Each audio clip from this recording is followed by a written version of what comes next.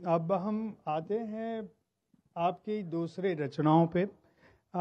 ये कविता का जो भाव है और जो चिंतन का भाव है,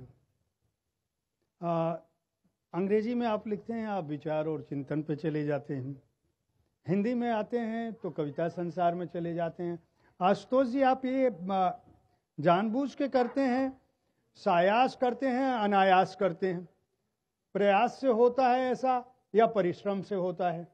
और बार बार ये बात आती है, मैं बता दूं कि आपका जो, आप लोगों का, दोनों ही हमारे साथ जो मंचासीन हमारे अतिथि हैं प्रशासनिक अफसर हैं, और मैं बड़ा करीब से मेरा नाता रहा है। मुझे पता है कि बहुत बार ऐसा होता है कि हमारे कोई प्रशासनिक दोस्त, खासकर जब जिले के स्तर पर होते हैं, बुलाते हैं खाने के लिए, और पता चला कि कोई मीटिंग हो गई, कुछ हो गया, कोई जिले में घटना घट गई, उनके पास समय नहीं होता।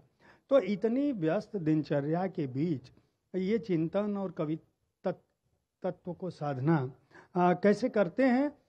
से ज़्यादा ये दोनों बिंदुओं को आप जिस रूप में रख रहे हैं और जितने प्रभावी ढंग से रख रहे हैं, उसका उत्तर देते हुए कोई रचना भी सुनाएंगे आप? धन्यवाद। सायास करते हैं या अनायास करते हैं, मैं कहता हूं मैं करता ही नहीं हूं। जो कुछ भी हो रहा है या जो कुछ भी मेरे द्वारा सृजित हो रहा है, अगर वो सृजन कहलाने योग्य है तो सब ईश्वर की कृपा से।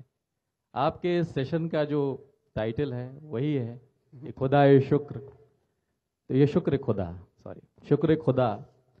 तो जब उनका ही शुक्र है, उनकी कृपा है, तो अपने आप को किसी भी तरह का कोई भी श्रेय देने का मेरा कोई मकसद नहीं है।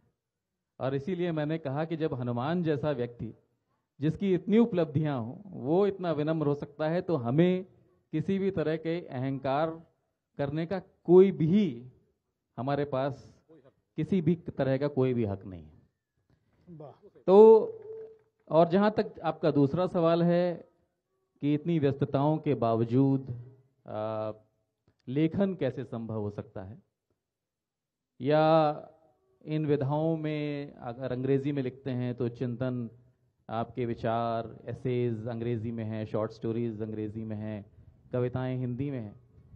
कविताएं अंग्रेजी में भी लिखी हैं, लेकिन जहाँ तक भावनाओं की बात होती है, जब आदमी ज़्यादा गहरा सोचना शुरू करता है तो अपनी जड़ों से जुड़ने या जड़ों को खोजने का दोबारा प्रयास करता है, और वो शायद अपनी भाषा में अधिक सहज रूप से, अधिक प्रभावी ढंग से कर पाता है।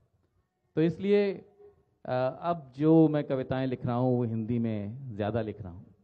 तो एक कविता, अब चूँकि मैंने पहली कविता हनुमान पर सुनाई, और अभी वातावरण राममय है, और राम, जहाँ हनुमान जो हैं वो राम को आराध्य मानते हैं, राम शंकर को अपना आराध्य मानते हैं।